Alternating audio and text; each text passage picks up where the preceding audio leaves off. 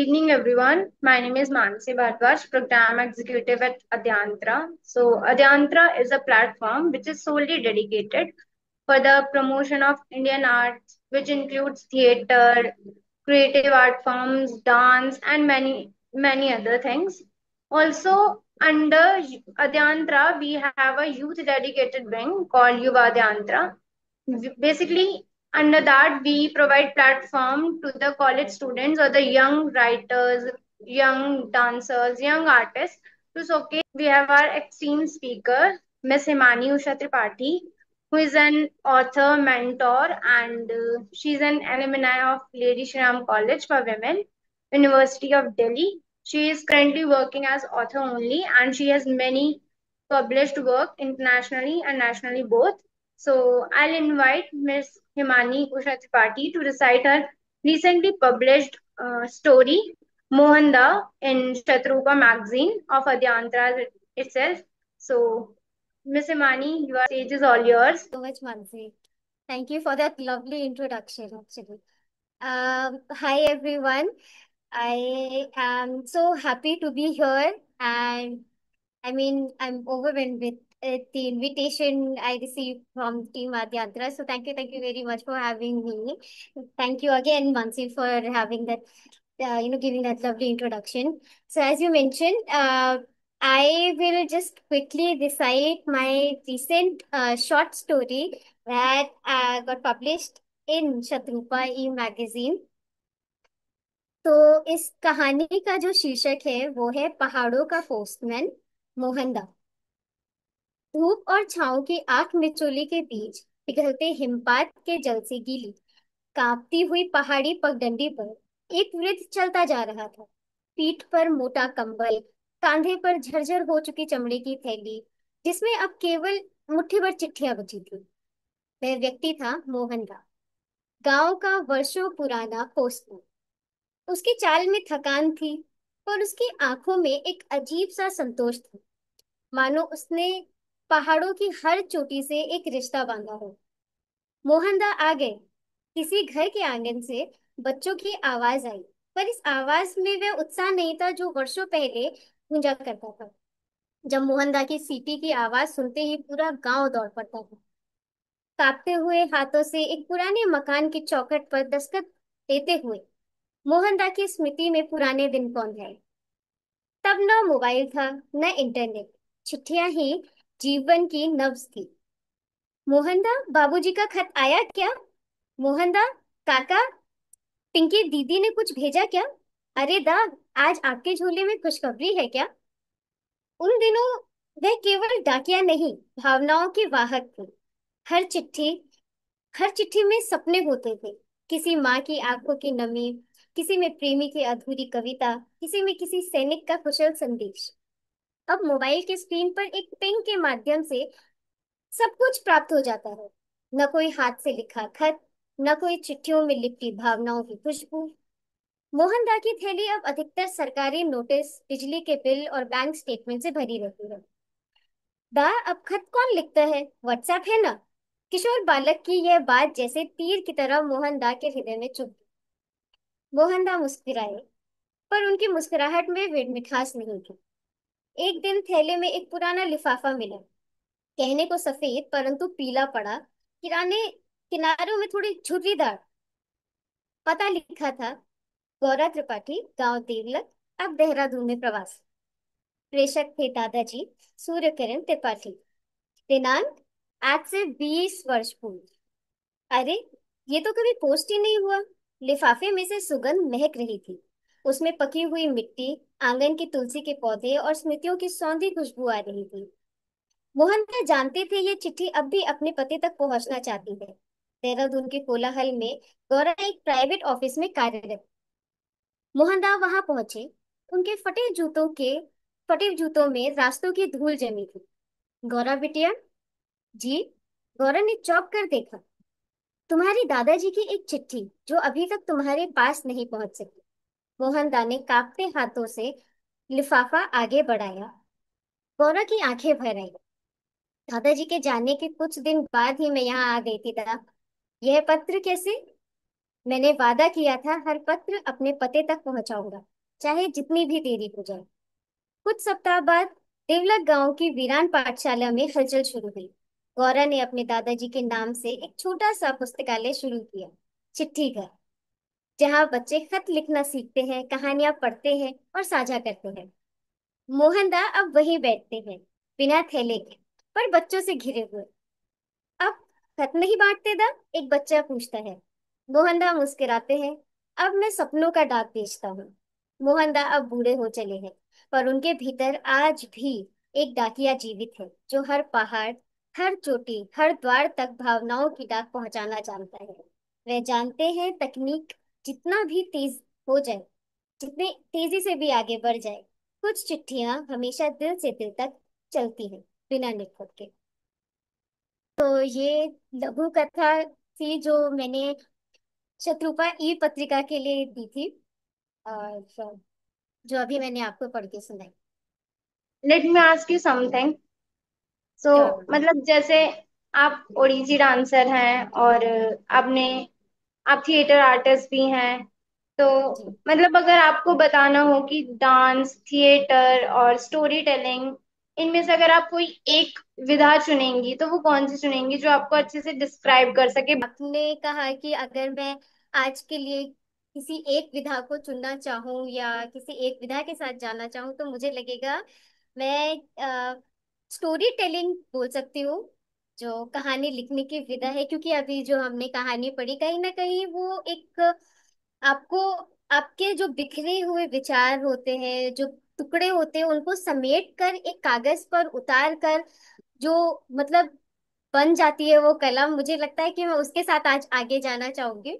Writing या story telling की अगर मैं बात करूँ, तो ये वो विधा है जो इन सब के मतलब, राइटिंग अगर हम बोले तो एक अम्ब्रेला की तरह हो सकती है, हम्म। जिसके अंदर ये सब चीजें कहीं ना कहीं है। I mean, story telling should not be limited to only one art form. तो वो एक अम्ब्रेला है बहुत बड़ा, जिसके अंदर बहुत सारी ये सारी विधाएं कहीं ना कहीं सम्मिलित है। मतलब आप गायक भी हैं, तो क्या आप हमारे लिए कुछ लाइन गाना पसंद करेंगी आज के सेशन के लिए? मेरा एक जो बहुत मन पसंदीदा गाना है वो है अर्थ 1947 का। तो मैं वो थोड़ा सा गा के सुना सकती हूँ। बिल्कुल बिल्कुल। अ, कदम कदम पर सरहद क्यों है, सारी जमीन जो तेरी है, सूरज के तेरे करती है, फिर क्यों इतनी अंधेरी है, इस दुनिया के दामन पर इंसान के लोगों का रंग है क्यों, ईश्वर अल्लाह तेरे जहां में नफरत क्यों है, जंग है क्यों, तेरा दिल तो इतना बड़ा है, इंसान का दिल तंग है क्यों। तो ये ए आर रहमान जी की कंपोजिशन है, और मुझे कहीं ना कहीं लगता है ये बहुत खूबसूरती से लिखा हुआ है, बहुत खूबसूरती से रचा गया है इसको। और मुझे लगता है इसकी प्रासंगिकता कल भी थी, आज भी है, और शायद कल भी हम्म। रहेगी। जितने भी प्रोडक्शन है और माधुरी मैम ने जितने भी अभी तक प्लेस डायरेक्ट करे, सब में कहीं ना कहीं मैं हिस्सा रही हूँ। ऐसे हुई थी तो शुरुआत भी मेरे आद्यांत्रा की प्ले से ही हुई थी, जिसका नाम था वन वृंदावन, जहाँ मैंने बाल मीरा का किरदार निभाया था। और उस वो मेरा पहला प्ले था। वो काफी, जो कैरेक्टर था वो काफी चुलबुला था, कि वो बाल मीरा ओके। थी तो सवालों से, मतलब बहुत जिज्ञासु जिसको कहते हैं, बहुत एनर्जी से भरी हुई। तो वो काफी प्लेफुल कैरेक्टर रहा करने के लिए। जो सबसे कठिन मेरे हिसाब से मुझे लगा प्ले और कैरेक्टर, वो था हम्म। अगेन डॉक्टर माधुरी सुबोध मैम का ही प्ले, मनोवीणा। जिसमें मेरा कैरेक्टर रहा था शरण्या का। जो एक बच्ची है, उसकी मनोस्थिति किस तरीके से है, क्योंकि वो अपने ही रिश्तों में कुछ ऐसी उलझने होते हुए देखती है, कुछ ऐसे खुलासे देखती है जिसकी वजह से उस नन्ही बच्ची पर क्या बीतती है, उसकी मनोस्थिति कैसी हो जाती है, वो समझना, उसका मत उसके कैरेक्टर का डेप्थ समझना शायद मेरे लिए बहुत, मुझे टाइम लगा उसको एक्सेप्ट करने हम्म। में या उसको समझने में। क्योंकि वो, आप लाइंस याद कर सकते हैं, आप कैरेक्टर्स पता कर सकते हैं, हाँ ये कैरेक्टर के बाद मेरी लाइन है, क्यों लाइन पता कर सकते हैं, लेकिन उसकी मनोस्थिति क्या है, वो किस तरीके से गुजर रही है, कैसा वो फील कर रही है, तो वो पकड़ने में शायद मुझे थोड़ी सी कठिनाई हुई थी। लेकिन again thanks to ma'am and the entire team जो उस समय में साथ थी।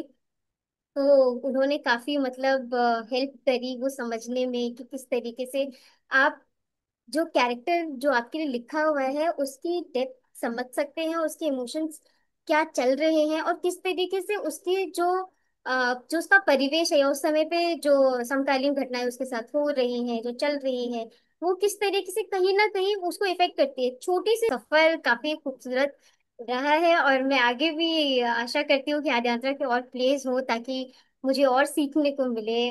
और मतलब जैसे कि आपने बोला कि आपको डांस आता था, ओडिसी, और फिर आपने बोला कि आप नेशनल लेवल पर बैडमिंटन भी खेल चुकी हैं। हाँ तो जी। आप कैसे स्विच करती हैं एकदम कोर्ट से और फिर स्टेज पर? दोनों बहुत ही अलग है अगर आप देखें तो। ओडिसी जहाँ ग्रेस और पॉइज और जेस्चर्स की बात करता है, वहीं पे जो बैडमिंटन है वो एक तरीके से आप देख सकते हैं कि एग्रेशन भी नहीं बोल सकते, पर वो एक काफी, इट्स एक F1 रेस आप देख रहे हैं, जो जब गाड़ियां चल रही है तो वो बैडमिंटन है, और जब गाड़ियां चलने से पहले जो कामनेस होती है वो डांस फॉर्म आता है मेरे लिए। गियर्स बदलना वाह। टाइप हो गई। I think while growing up I was not very extroverted kind of a person. और स्कूल के दिनों में बैडमिंटन और ओडिसी मेरे दो हथियार होते थे। जिस तरीके से मैं कह सकती हूँ कि जो हथियार मैं यूज करती थी अपने लैंग्वेजेस को एक्सप्रेस करने में और अपने एक्सप्रेशंस को एक्सप्रेस करने के लिए, वो दो हम्म। मेरी ने कहा कि क्या ओवरलैप हुई या कैसे आपने हम्म। मतलब दोनों के बीच में गियर स्विच करे। तो हम्म।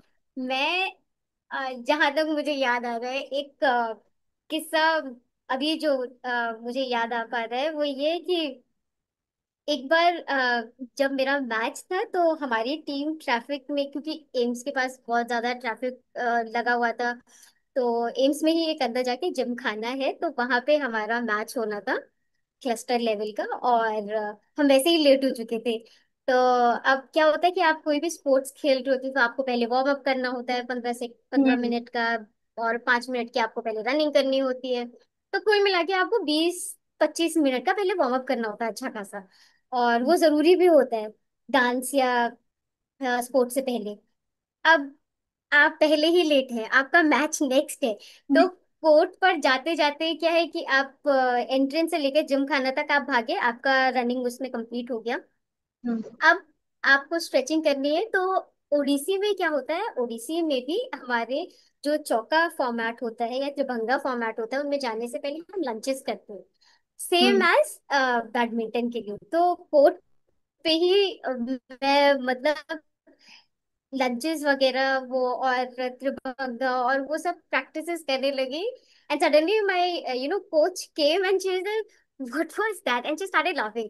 तो वो मुझे याद आता है कि किस तरीके से मैं एकदम से स्विच कर गई कि अच्छा। और आपका जो स्टोरी टेलिंग है, राइटिंग स्टाइल है, और जैसे कि आप थिएटर थिएटर आर्टिस्ट हैं, तो वो कैसे इवॉल्व हुआ है ओवर टाइम? मुझे लगता है कि आपने थिएटर की जो बात करी, थिएटर जो ट्रेडिशनल तरीके से चलता हुआ आ रहा था वो कहीं ना कहीं अब जेंजीज ने उसको क्लासिफाइड कर दिया या उसका वर्गीकरण कर दिया है। अगर हम कहें कि जो फिल्म मेकिंग का जो ट्रेडिशनल फिल्म मेकिंग चलती हुई आई है वो किस तरीके से बदली है, और प्लेटफॉर्म्स जो है अब वो बहुत ज्यादा बढ़ गए हैं, जिस जो माध्यम है वो बहुत ज्यादा विस्तृत हो गया है। तो काफी वाइडर स्पेस अब ऑडियंस के लिए भी अवेलेबल हो गया है और क्रिएटर्स के लिए भी अवेलेबल हो गया है। तो जो मैं उनके साथ रिलेट कर पाती हूँ, या जो मैं कह सकती हूँ जो मुझे अच्छा लगता है, वो है जो वो आजकल रील्स के माध्यम से जो एक अच्छा कंटेंट, या एक जिसको बोलते हैं कहानी बुन रहे हैं, वो मुझे हम्म। काफी क्रिएटिव लगता है। नेशनल वेज को ही इस्तेमाल करके नए हम्म। प्लेटफॉर्म को यूज कर रहे हैं। मेरे लिए आई थिंक यही होगा कि मैं वाइडर ऑडियंस तक अभी अगर अभी की बात करूँ तो वही ट्रेडिशनल वे ही मेरा अभी तक रहा है कि मैं कैसे मतलब ज्यादा से ज्यादा ऑडियंस तक कनेक्ट कर सकूं, चाहे वो आर्टिकल के फॉर्मेट से हो, स्टोरी फॉर्मेट से हो, पोइट्री या फिर ऐसे। तो हम्म। मैं कोशिश करती हूँ अपने मतलब तरफ से कि अलग अलग फॉर्मेट्स में लिखकर अलग अलग ऑडियंस तक पहुंचा जा सके, ताकि मतलब क्योंकि जब आप पहुंचने की कोशिश करते हैं तो आपको रिटर्न में फीडबैक्स वगैरह मिलते हैं, तो किस तरीके से उनके हम्म। फीडबैक्स को यूज करके और किसी विधि में उसको डाल सकूं, तो ये मेरी कोशिश रही है। और मुझे लगता है आपने जो बात करी कि इवॉल्व हुआ है स्टोरी टेलिंग, तो वो मैं यही कहूंगी कि प्लेटफॉर्म्स के जरिए ही बहुत कुछ सीखने को मिला। और नई नई जैसे जो प्लेटफॉर्म्स आए उनसे नई नई चीजें, और किस तरीके से एक ही स्टोरी को आप डिफरेंट फॉर्मेट्स में बोल सकते हैं, वो भी कहीं ना कहीं हम्म। सीखने को मिला। और इन सब चीजों से जो मुख्य जो मैं समझ पाई हूँ, मुख्य जो विशेष बिंदु मेरे लिए रहा है वो ये है कि कहीं ना कहीं इमोशनल यूनिवर्सल है, जो सबका कहीं ना बिल्कुल। कहीं सेम ही पाथ पे चल रहा है। बस लोग people want to feel seen, heard, understood. तो वो मैं बिल्कुल। शायद फोकस करती हूँ ज्यादा। आपका एक आर्टिकल भी पब्लिश हुआ है सोशल मीडिया से रिलेटेड की जो मतलब, तो थैंक आप यू एक बार उसकी मानसी। थोड़ी summary kind of you can correct, tell us. Correct, okay, या ओके। पूरा आर्टिकल पढ़ के तो नहीं, पर समरी मैं बता सकती हूँ कि क्या या है वो। तो मतलब यही है कि उसकी जो हेडिंग है, लाइक यू नो लाइक्स, और मतलब लाइक्स के चक्कर में या फिर ज्यादा सीन होने के चक्कर में, या मैं कहूंगी कि वैलिडेशन कहीं ना कहीं जो हम्म। आजकल बहुत बहुत ज्यादा वे में फैल चुका है, और कहीं ना कहीं आपको वो इफेक्ट कर रहा है डायरेक्टली इनडायरेक्टली, पर हम वो समझ नहीं बिल्कुल। पाते। तो वो जो वैलिडेशन वाला चीज है वो कहीं ना कहीं आपका सेल्फ कंट्रोल भी कहीं ना कहीं आप उसमें खो रहे हैं। क्योंकि आप अगर कुछ पोस्ट कर रहे हैं तो आप उसके बदले में ऑब्वियसली, चाहे कोई भी हो, वो ये चाहते हैं कि अच्छा क्या मुझे इतने लाइक्स मिल रहे हैं, क्या मुझे ऐसे कमेंट्स आ रहे हैं, क्या मेरा कंटेंट लोगों को पसंद आ रहा है। और अगर हम आंकड़े देखें तो इसी वैलिडेशन और इसी एल्गोरिदम्स या इन सब चीजों के चक्कर में ही अ, इन सब के चलते ही कहीं ना कहीं यूथ पर बहुत बड़ा असर पड़ा है। अगर हम द हिंदुस्तान टाइम्स या फिर द हिंदू में भी जो रिपोर्ट छपी थी कि जो सुसाइडल केसेस बहुत सारे हुए, तो वो हम्म। मैं जैसे पहले कह चुकी हूँ, डायरेक्टली इनडायरेक्टली वो कहीं ना कहीं आपको प्रभावित कर रहा है कि बिल्कुल। नहीं मुझे ये नहीं चाहिए, मुझे वो चाहिए, या नहीं ये होना चाहिए, वो नहीं होना चाहिए। क्यों? क्योंकि कहीं ना कहीं वो ऑनलाइन वैलिडेशन चल रहा है, और कहीं ना कहीं वही कि लाइक्स और कमेंट्स और इन सब चीजों का जो एल्गोरिदम, चाहे आप उसको एल्गोरिदम के जरिए कहें कि वो चीजें आप तक पहुंच रही हैं, लेकिन कहीं ना कहीं वो आपके बैकएंड पे भी आप मतलब चल ही रहा है। क्योंकि हम्म। एल्गोरिदम का अगर आप देखें तो आप कुछ चीज अगर सर्च करते हैं गूगल पे तो आपको वो एडवर्टीजमेंट आपके हर सोशल मीडिया प्लेटफॉर्म पर मिल जाता है। तो इसी तरीके से अगर आप किसी चीज को सर्च करें तो मुझे लगता है कि वो आपको अगले दिन से वो वही चीजें दिखाना चालू कर देता है। और वो कहीं हम्म। ना कहीं आपके यू नो डेली रूटीन में फिट इतना ज्यादा हो जाता है कि आपको खुद को नहीं पता चलता। आप हम्म। उस पे इतने डिपेंडेंट हो जाते हैं कि आप नहीं समझ पाते हैं कि अच्छा मैं इस पे डिपेंडेंट हूँ, पर मुझे ये तब तक पता नहीं चला जब तक मेरा नेटवर्क गया नहीं मेरे फोन से पूरा कर। तो बिल्कुल।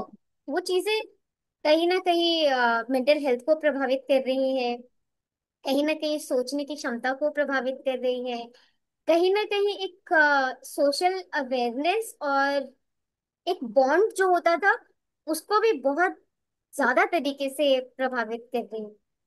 तो बिल्कुल। यही पूरा मतलब उस लेख में जो लिखा गया था उसकी थोड़ी बहुत समरी है। रोज रोज झूठी मूठी दूसरों का नाम लेके फिर तेरी बातें करना यारा, रात से दिन करना। लंबी जुदाई तेरी बड़ा मुश्किल है, आहों से दिल भरना यारा, रात से दिन करना। कब ये पूरी होंगी दूर ये दूरी होगी, कब ये पूरी होंगी दूर ये दूरी होगी, रोज सफर करना।